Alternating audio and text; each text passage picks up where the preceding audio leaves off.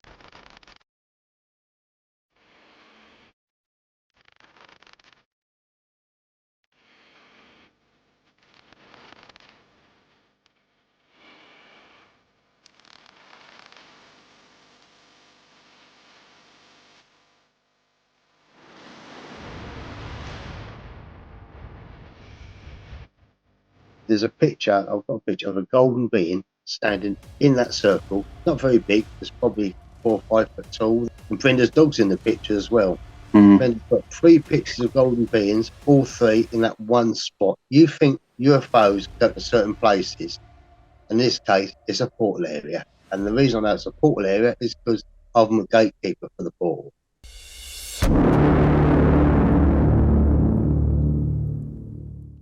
I'm at this spot yesterday, the portal area, trying to help a lady who's got multiple sclerosis. There's nowhere else to turn. The doctor's can't do more for her. So her and her husband come to the forest and I'm trying to help. So we're sitting there. Like I say, I've got the gate keys to the portal. Basically, when I walk into it, it comes alive. All the time we sat there, a helicopter continually was flying over us. What's the chances? And that very little bit of the forest, I happened to be trying to help people. These 2 couple, they're convinced it was because what we was doing with the healing. They said they're obviously watching us. I said, I'm trying to bluff it off like, no, they're just training exercise. But it got to the stage I'm thinking, no, they ain't a training exercise. They're aware that the portal's open.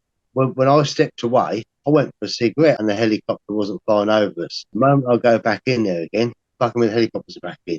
And it went on all afternoon. I'll just explain to you what's special about this area. About, say, 3 or 4 years ago, I had a Roman artifact, which was a Roman spearhead, come into my possession. I got it so I could use it when I do my mediumship. I'm a medium as well. And I used to do it when you do psychometry. You could hold it and you pick stuff up. Right, yeah. I initially got it for.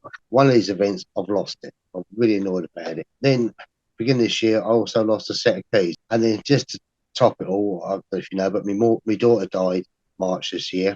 Well, sorry to hear that. I had to bury my daughter, and then the week after the funeral, a mum died. So then you couldn't make it up. So anyway, and I felt really more bad about my daughter because I was kind of just sort of started getting into healing, but she wasn't well enough to come to healing, so she never see it. Wasn't really into what I'm into. I lived with this guilt that I didn't help her. Anyway, that's sort of March, January this year. Come June the 1st, I took my final Reiki test. I'm a qualified Reiki healer. And my daughter started coming through from spirit and helping me. She's not the only one, there's others as well. But when she's near me, I get tearful. That's how I know it is. As I started doing it, 2 things appeared back in my drawer. The 2,000-year-old Roman spearhead, which is there, and a set of keys that I'd lost appeared in there. Wow. So I asked Spirit why. And Spirit said, that is my spirit destiny. And they said the keys are symbolic. You've got the keys to the portal. Wow.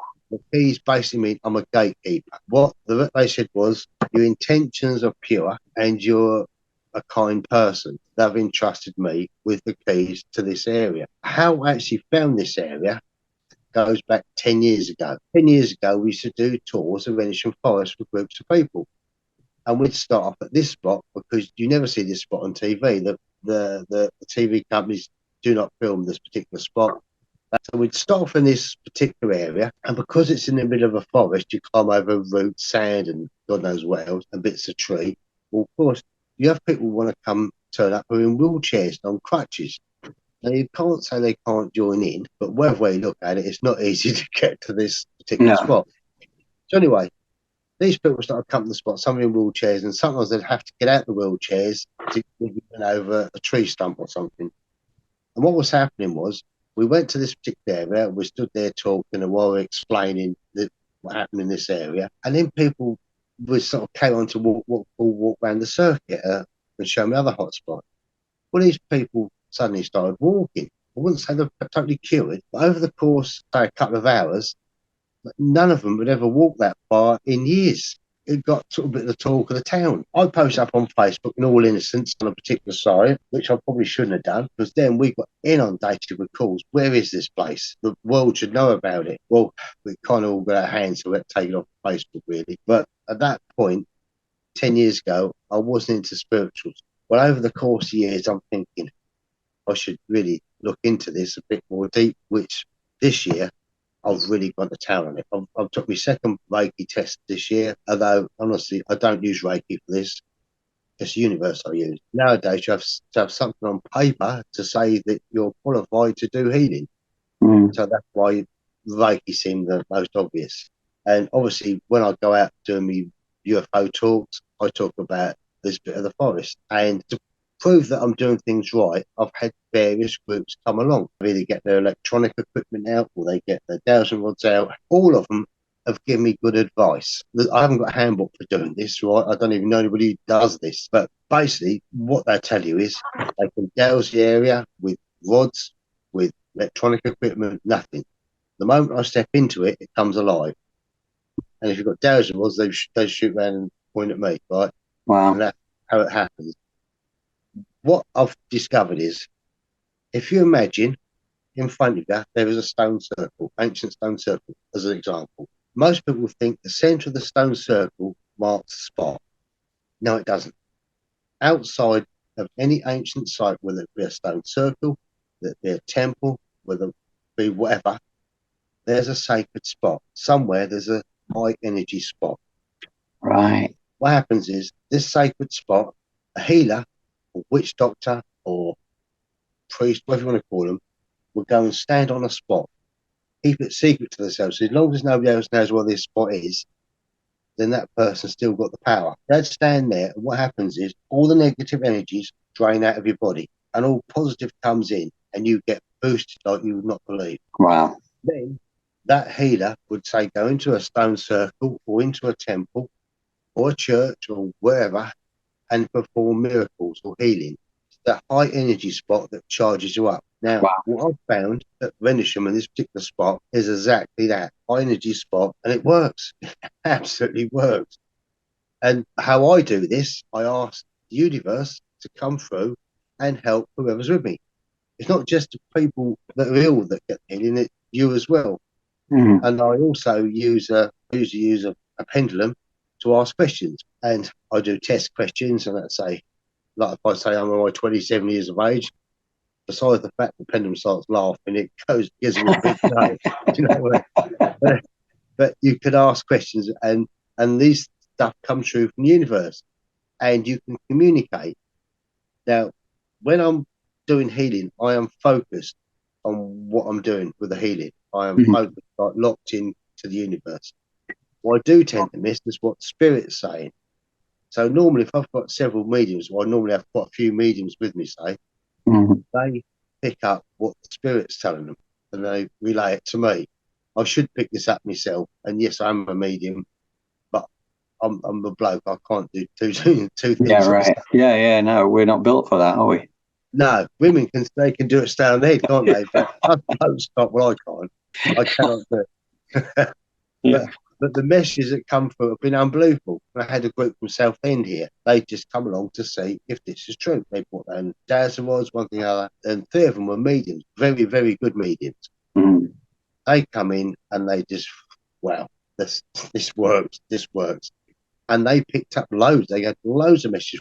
They even named my daughter and another guy in spirit that helps me. In fact, the guy who was the Air Force man that told me about that spot in the first place. There's a million things that have happened to do with this place.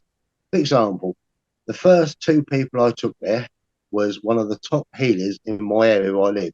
He's a psychic healer, one of the best. When I took him along, I said, Steve, I said, you keep doing this healing for people. Let me give you some healing. Let me take you along to the forest and show you what I do. So at first he said, well, I don't know, Derek, I'll think about it. Well, anyway, when he'd finished healing that day, he's our spirit, and I told him to get down the forest, basically. So he rang me up to Del, I'm coming up there. So I took him and one of my neighbours that needed healing.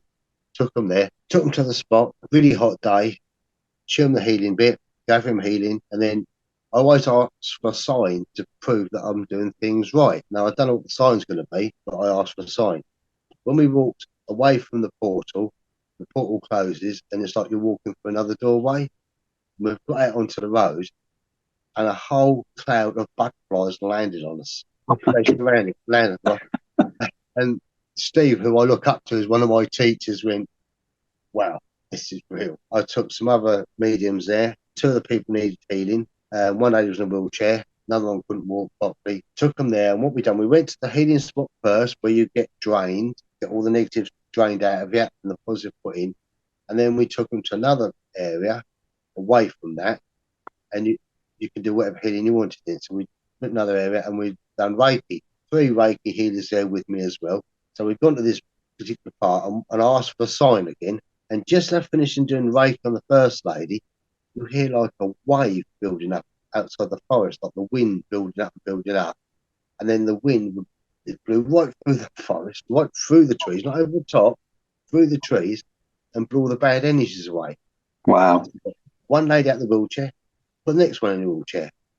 Same thing again, just finishing the Reiki, wind builds up, blows in. And this is quite interesting, this group. A guy that I know, he's heard about this, and his wife has got cancer, and she's bad with it. He said, Del, the hospital can't, can you help? I said, well, yeah, come on, bring her down here. This is when you've got to believe, really believe in what you do. So he's turned up as him, his mate, his wife, and her carer, who happened to be an African lady. So they've got out, so walked round to the spot, and I also had Brenda Butler with me that day because she needed healing. I try to get as many people as I can there. So we're all sitting there, and the African lady, the carer, said, can I join in? I said, well, yeah, of course you can. Took them, all got to the forest, we all sat down, done the healing, opened the portal, done the healing. I've done it on the spot. Anyway, the African lady said, that's brilliant. She said, do you know, I've seen this done in Africa, at a couple of African villages. I said, really? She said, yeah. She said, what would happen?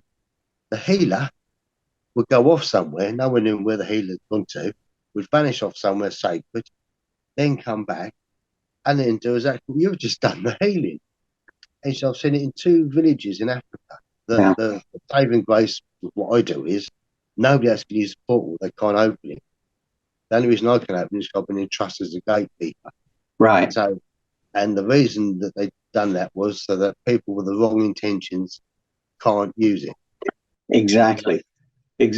And it speaks to your integrity and your honesty and humility and your desire to be of service to people, that you've been entrusted with. That's what I actually feel really honoured, to be honest with you. Right. I actually get a bit tearful when I'm there sometimes. Yeah. It's such an honor, but at the end of the day, this is the reason you're here on the planet right now.